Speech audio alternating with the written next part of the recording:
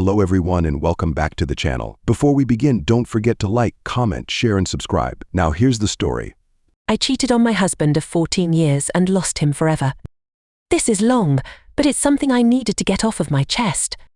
My husband 36M and I, 36F, have been together for 16 years and married for 14. We have 2 daughters who are 13 and 12. About 3 months ago, I cheated on him with my coworker once and immediately regretted it. To be honest, I still haven't figured out the real reason I cheated. On the surface level, the reason would be that my husband was too caught up with work for a couple of months and I felt neglected and unappreciated at times.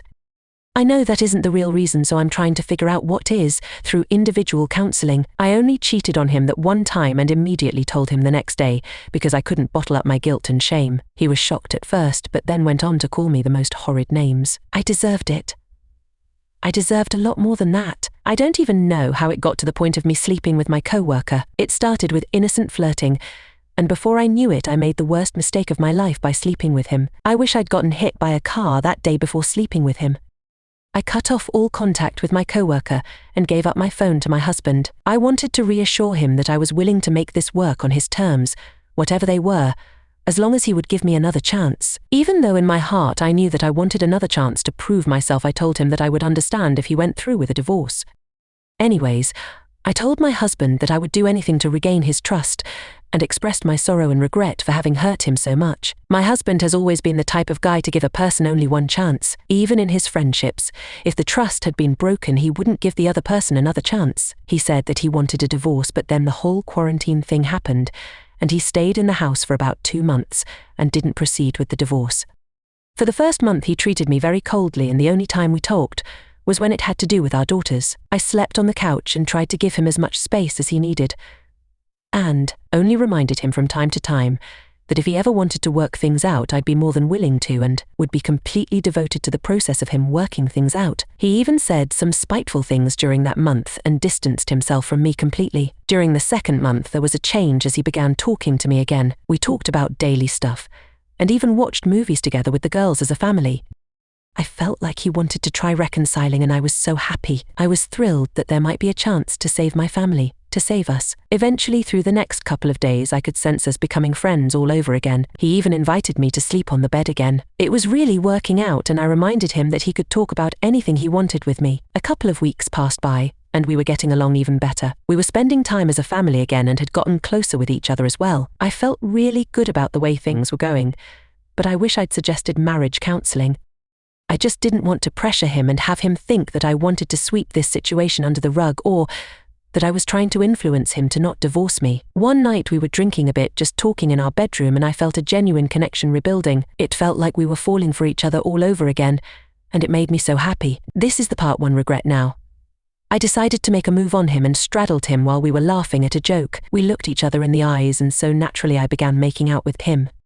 It honestly felt like we were 20 all over again. He kissed me back as well, but after a while he just started crying. He told me to stop and said that he couldn't. I felt so awful because I felt like he wanted to, but didn't at the same time. It broke my heart to directly see just how badly my stupid decision had hurt him. I told him that I was sorry and we went to sleep. The reason I say I regret doing this is because I feel like this moment pushed him away forever. 2 days later, he informed me that he wanted to go through with a divorce. He said that he just doesn't think he could make it work even after trying for the last 2 months. I wanted to fight with him about it, but I just told him that I understood.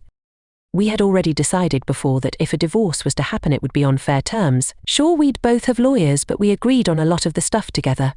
He wanted to take a 2-week trip, but would come back to pick up the girls after his trip. We both mutually agreed that we'd split the time with the girls after his trip. They would spend half of the week with him, and the other half with me. I even helped him pack up his stuff, and when we finished I just bawled my out and we hugged it out.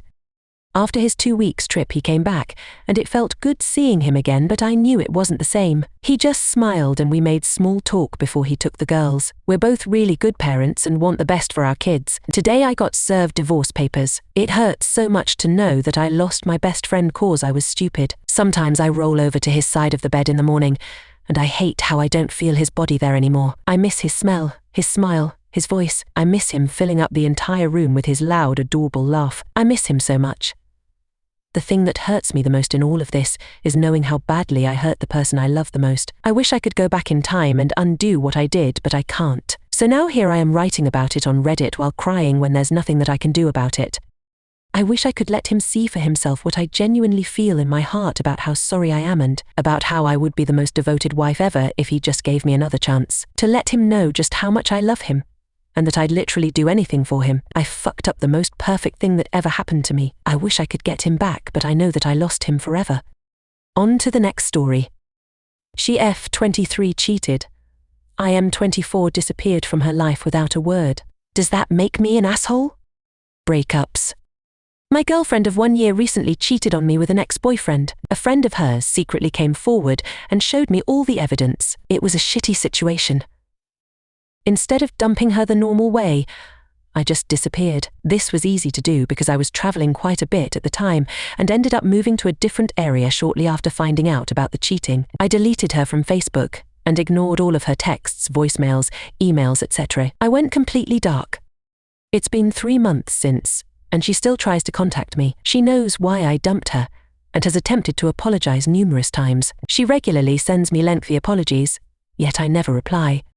I guess I feel like an asshole. I think closure's overrated, but in this case I'm feeling like a dick. She's convinced all of her friends that I'm still hers and that we're going to get back together. Will she eventually get the hint and fuck off, or do I need to actually tell her we're done? Tell Drive, girlfriend cheated. I disappeared. She still tries to contact me to apologize and thinks we're getting back together in the future. What do I do? Am I an asshole? I promised you guys an update if something significant happened, so here I am. This feels like a Jerry Springer show. I'm now in a relationship with her friend.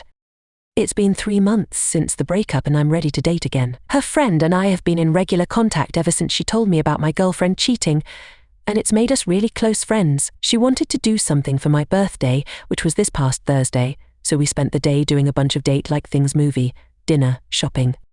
At the end of the night, we went back to my place, and she told me everything. Apparently she's had feelings for me since the day we met, but she wanted to be respectful of my relationship, which is why she waited until my girlfriend and I broke up.